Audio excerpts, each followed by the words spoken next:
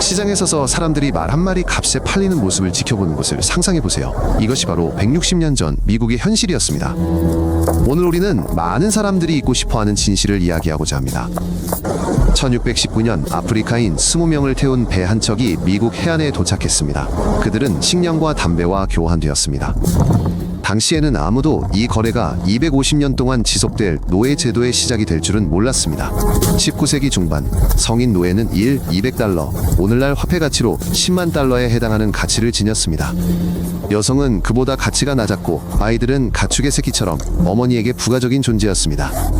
당시 미국에는 400만 명의 노예가 있었는데 이는 당시 캐나다 전체 인구보다 많은 수였습니다. 노예 한 명 한 명은 누군가의 소유물이었고 가격표가 붙어 장부에 기록되었습니다. 아프리카에서 아메리카까지 가는 여정은 2달이 걸렸습니다.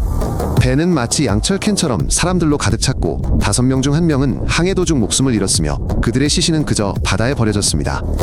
사람들은 50cm 높이의 선반처럼 빽빽하게 쌓여 있었고 옆으로 누운 자세로 이웃과 몸을 맞대고 있었습니다. 움직일 공간은 없었, 고공기는 부족했으며 배설물과 썩어가는 시체의 약취가 공기를 가득 채웠습니다. 선장들은 수용 가능한 인원보다 30% 더 많은 사람을 태웠습니다. 그것은 단순한 계산이었습니다. 항해 도중 몇몇 사람이 죽더라도 이유는 더 클 것이었고 인간의 생명은 그저 계산서의 한 항목에 불과했습니다. 350년에 걸친 노예 무역 동안 일 200만 명이 바다를 건너 이송되었고 그중 250만 명이 항해 도중 목숨을 잃었습니다.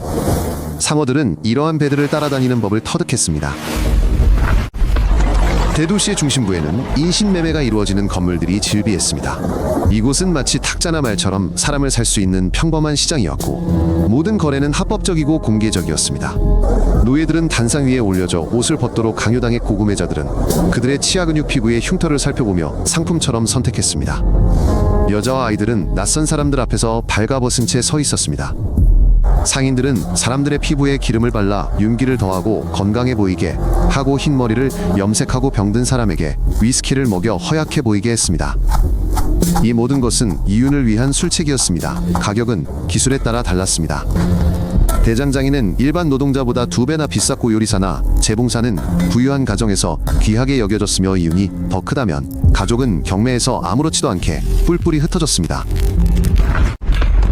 노예는 주인의 명령을 거부할 수 없었 고강간은 범죄가 아니었습니다. 노예는 주인의 소유물이었기 때문입니다. 법은 피해자가 아닌 주인을 보호했습니다. 미국의 3번째 대통령인 토머스 제퍼슨은 셀리 해밍스라는 노예를 첩으로 두었습니다. 그녀는 제퍼슨에게서 6아이를 낳았지만 그들은 모두 그의 노예로 간주되었고 제퍼슨은 마음대로 그들을 팔 수 있었습니다. 간간으로 태어난 아이는 아버지가 누구인지에 관계없이 법적으로 자동으로 노예가 되었습니다. 이는 농장주들이 노예들에게 아이를 낳도록 강요하여 상품으로 팔아넘기는 사업으로 변질되었습니다. 피부색이 밝은 아이들, 특히 여자아이들은 더 높은 가격에 팔렸고 가사, 노동이나 어머니와 같은 용도로 이용되었습니다. 이러한 폭력은 대대로 가족 내에서 전해졌습니다. 1860년경 미국은 전 세계 면화 생산량의 3분의 1을 차지했으며 이 거대한 제국은 먹고 살기 위해 새벽부터 밤까지 고된 노동에 시달리는 사람들에 의해 지탱되었습니다. 하루 면화 수확량은 90kg이었는데 이는 아침부터 밤까지 수천 번씩 허리를 굽혀야 한다는 것을 의미했습니다. 날카로운 면화 꼬투리 껍질에 손가락이 베어 피가 나고 어깨에 맨 자루의 무게에 등이 뻣뻣해졌습니다. 수확량을 채우지 못하면 채찍질을 당했습니다. 감독관들은 매일 저녁 수확한 면화의 무게를 재고장부에 기록했습니다. 5살부터는 어린아이들도 농장에 투입되었는데 수확량은 어른보다 적었지만 채찍질은 어른과 똑같았습니다. 법에 따르면 노예 여성의 아이는 아버지가 자유백인 남성이라 할지라도 자동으로 노예가 되었습니다. 따라서 농장은 아무런 비용 부담 없이 새로운 노동자를 만들어냈고 이러한 시스템은 스스로 유지되었습니다. 창문도 바닥도 없는 3mx 4m 크기의 오두막에 10명이 살았습니다. 안에는 잠을 잘 집과 음식을 담을 냄비 하나만 있었습니다. 가구는 없었고 지붕은 새서 겨울에는 춥고 여름에는 더웠습니다. 식사는 하루에 한 번 옥수수죽과 돼지기름 한 조각 끓이고 가끔 주인 식탁에서 남은 음식 찌꺼기가 제공되었습니다. 12시간의 고된 노동에 비해 2000칼로리도 채 되지 않는 열량이었기에 사람들은 항상 배고프고 허약했습니다. 감독관들은 채찍을 들고 돌아다니며 아무도 멈추지 못하게 했습니다. 저항하는 자는 고통으로 끝난다는 것을 다른 이들에게 보여주기 위해 모든 사람 앞에서 들판 한복판에서 채찍질을 당했습니다. 도망친 자들은 뾰족한 쇠사슬이 박힌 목걸이를 채워 눕거나 기대지 못하게 했습니다. 발에는 5kg짜리 족쇄를 채우고 평생 흉터가 남을 정도로 심하게 구타했습니다. 농장주는 돈이 필요해서 어머니를 다른 주로 자식들을 다른 주로 팔아 넘겼습니다. 그들은 다시는 서로를 볼 수 없었습니다. 이것은 흔한 관행이었고 가족이라는 개념은 의미가 없었습니다. 노예들의 결혼은 인정받지 못했고 주인은 언제든 남편과 아내를 따로 팔 수 있었습니다. 아이들은 강아지처럼 7살 때부터 팔려나갔습니다. 가축 광고 옆에는 노예 매매 광고가 걸려 있었습니다. 대부분의 남부주에서는 노예들이 글을 배우는 것이 금지되었고 이를 어길 경우 채찍질을 당했습니다. 그것은 법이었습니다. 글을 읽을 줄 아는 노예는 신문을 읽거나 탈출 허가서를 쓰거나 어딘가에 자유민이 있다는 사실을 알 수 있었습니다. 백인이 노예에게 글을 가르치면 $100의 벌금을 내거나 투옥되었습니다. 이 체제는 무지 위에 세워졌습니다. 교육받은 노예는 전체 질서의 위험한 존재였습니다. 도망자를 잡는 데 드는 비용은 $50에서 $100 사이였습니다. 이들은 특수 훈련된 사냥개를 보유한 전문 사냥꾼들로 사람을 잡는 것을 직업으로 삼았습니다. 블러드하운드는 도망친 지 사흘이 지나도 냄새를 맡을 수 있었고 30km를 쉬지 않고 추격할 수 있어 도망치는 것을 거의 불가능하게 만들었습니다. 잡힌 도망자는 다른 사람들에게 경고하기 위해 그 자리에서 구타를 당한 후모든 움직임이 들리도록 방울이 달린 목걸이를 착용하고 얼굴에 뜨겁게 달고 날짜 낙인을 찍혔습니다. 1850년에 제정된 법은 노예 제도가 존재하지 않았던 북부 지역을 포함하여 모든 시민에게 도망자 검거를 돕도록 의무화했습니다. 도망칠 곳이 없었기 때문에 신고하지 않을 경우 $1000의 벌금이 부과되었습니다. 지하철도는 캐나다 국경으로 이어지는 비밀 가옥과 경로의 네트워크였습니다. 활동가들은 스스로를 안내자 정류장이라고 불렀고 도망자들은 승객이라고 칭했습니다. 전직 노예였던 해리엇 터브먼은 남부로 19번이나 돌아가 300명이 넘는 사람들을 이끌고 거리를 누볐습니다. 그녀에게는 $40,000의 현상금이 걸렸지만 그녀는 결코 잡히지 않았습니다. 그녀는 모든 길과 안전가옥을 알고 있었기 때문입니다. 도망자들은 북극성을 따라 밤에만 이동했고 낮에는 지하실이나 마룻바닥 아래 공간에 숨었습니다. 캐나다에 도착하는 데는 2달이 걸릴 수 있었고 만약 잡히면 처형되거나 사슬에 묶여 송환되었습니다. 정보는 노래와 말리기 위해 널어놓은 다묘의 무늬를 통해 전달되었습니다. 특정한 무늬는 안전가옥을 의미하거나 위험을 예고하는 것이었고 이는 그룹 구성원들만이 이해할 수 있는 비밀 코드였습니다. 1831년 목사 네터너는 반란을 이끌었습니다. 이틀 만에 그의 추종자들은 여성과 어린이를 포함한 백인 57명을 살해했습니다. 이는 노예 반란 역사상 가장 유혈 사태가 심각한 사건이었습니다. 반란은 48시간 만에 진압되었습니다. 터너는 2달 후 나무 아래 구덩이에서 발견되어 재판을 받고 교수형에 처해졌으며 그의 가죽은 벗겨져 지갑으로 만들어져 다른 사람들에게 경고의 의미를 남겼습니다. 이후 남부 전역에 복수의 물결이 일었습니다. 백인 폭도들은 더 이상의 반란에 대한 두려움 때문에 무고한 노예 200명을 살해했고 그들의 잘린 머리는 길가의 말뚝에 꽂혔습니다. 노예 제도의 역사 동안 250건이 넘는 반란이 있었지만 모두 잔혹하게 진압되었습니다. 노예들은 무기가 없었던 반면 농장주들은 소총과 민병대 그리고 법이라는 무기를 가지고 있었습니다. 1860년 미국은 양분되었습니다. 남부 11개 주는 경제 전체가 노예 노동에 의존했기 때문에 노예 제도를 고수했고 북부는 노예 제도 폐지를 요구했습니다. 링컨이 대통령이 되어 새로운 영토에서는 노예 제도를 허용하지 않겠다고 약속하자 남부는 이를 용납할 수 없다고 판단하고 연방에서 분리 독립하여 남부연합을 결성했습니다. 1861년 4월 12일 남부연합군은 요새의 포격을 가했고 이는 미국 역사상 가장 참혹한 남북전쟁의 첫 포성이 되었습니다. 남부는 대규모 농장과 노예 제도를 유지하려 했고 북부는 공장을 건설하고 자유로운 나라에서는 사람들을 노예로 삼을 수 없다고 믿었습니다.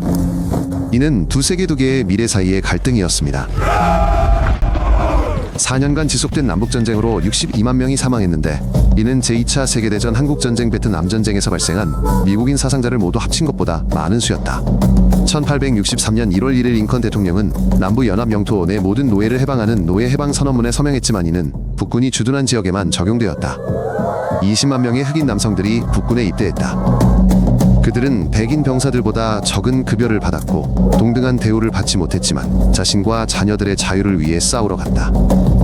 1865년 4월 9일 리 장군이 항복하면서 전쟁은 끝났고 12월에는 노예 제도를 영구적으로 혹은 거의 영구적으로 폐지하는 수정헌법 제13조가 통과되었다. 수정헌법 제13조에는 범죄에 대한 처벌의 경우는 예외로 한다 라는 단 한 줄의 조항이 있었습니다. 이 허점은 감옥을 새로운 노예 농장으로 만들었고 오늘날까지도 그 악순환을 이어가고 있습니다. 남부주들은 즉시 흑인 차별법 블랙코츠를 제정하여 실업불황 백인에 대한 물의 행위까지 모두 범죄로 규정했습니다. 흑인들은 대거 체포되어 강제 노동에 동원되었습니다. 수감자들은 과거 노예들이 그랬던 것처럼 공장과 광산에 임대되었는데 단지 처벌이라는 이름으로 불렸을 뿐입니다. 임대인은 수감자의 생사에 전혀 신경 쓰지 않았기 때문에 노예제도 시절보다 훨씬 열악한 환경에서 일했습니다. 오늘날 미국에는 전 세계 어느 나라보다 많은 200만 명이 수감되어 있으며 시간당 5센트의 임금으로 가구와 자동차 번호판을 만드는 노동에 시달리고 있습니다. 노예제도는 이름만 바뀌었을 뿐 본질은 그대로입니다. 노예제 폐지 후짐 크로우법이 제정되었습니다. 흑인과 백인은 같은 버스를 탈 수도 같은 식수대를 이용할 수도 같은 벤치에 앉을 수도 없었습니다. 흑인들은 세금과 문맹 테스트를 통해 투표권을 박탈당했는데 그 테스트 문제는 교수조차 답할 수 없을 정도로 터무니없었습니다. 하지만 백인들은 이러한 테스트를 아예 받지 않았습니다. 이처럼 법의 허점을 이용한 제도가 시행된 것입니다. 린칭은 노예제 폐지 후 100년 동안 계속되었습니다. 1880년부터 1960년까지 400명이 살해되거나 교수형에 처해지거나 과형에 처해지거나 공개 고문을 당했습니다. 가족 단위로 린칭 현장에 참석하여 마치 축제처럼 시체와 함께 사진을 찍고 엽서를 팔기도 했습니다. 경찰은 방관만 했고 가해자들은 거의 처벌받지 않았습니다. 노예로 태어난 마지막 사람이 사망한 것은 1971년입니다. 노예 시대와 오늘날을 합쳐도 인간의 수명은 단 한 번뿐입니다. 이것은 먼 옛날 이야기가 아니라 바로 어제 일어난 일입니다. 미국에서 백인 가정의 평균 재산 가치는 18만 8천 달러인 반면 흑인 가정은 2만 4천 달러에 불과합니다. 이러한 격차는 300년 동안 사람들이 저축할 수 없도록 억압해온 결과입니다. 흑인은 전체 인구의 13%를 차지하지만 수감자의 33%를 차지합니다. 같은 행동으로 백인보다 5배나 더 자주 체포됩니다. 노예 제도는 단지 형태만 바뀌었을 뿐입니다. 노예 제도에 대한 기억은 현대 미국을 이해하는 데 매우 중요합니다. 오늘날 우리가 목격하는 모든 불평등은 형식적으로는 끝났지만 실제로는 여전히 작동하는 제도의 메아리입니다. 노예 제도는 246년, 인종분리는 그로부터 100년 동안 지속되었고 형식적인 평등은 58년에 그쳤습니다. 3세기 반 동안의 억압과 반세기 동안의 명목상 자유를 비교해 보십시오. 주요 대학과 은행들은 노예 무역으로 얻은 수익으로 세워졌습니다. 예일대학교는 노예 상인의 이름을 따서 지어졌습니다. 은행들은 인간을 사고 파는 데 자금을 지원하여 이윤을 남겼습니다. 이것이 바로 미국 자본주의의 근간입니다. 노예 후손에 대한 보상 문제는 여전히 논쟁 중입니다. 일부 도시에서는 보상을 시작했지만 국가 차원에서는 아무런 진전이 없습니다. 이 논쟁은 50년째 계속되고 있습니다. 이 이야기는 아직 끝나지 않았습니다. 소득교육교도소 관련 통계를 볼 때마다 우리는 1865년에 사라졌어야 할 제도가 새로운 형태로 살아남아 남긴 결과를 목격합니다. 이 내용이 흥미로웠다면 구독하여 새로운 에피소드를 놓치지 마세요. 저희는 간결하고 핵심적인 내용을 전달합니다.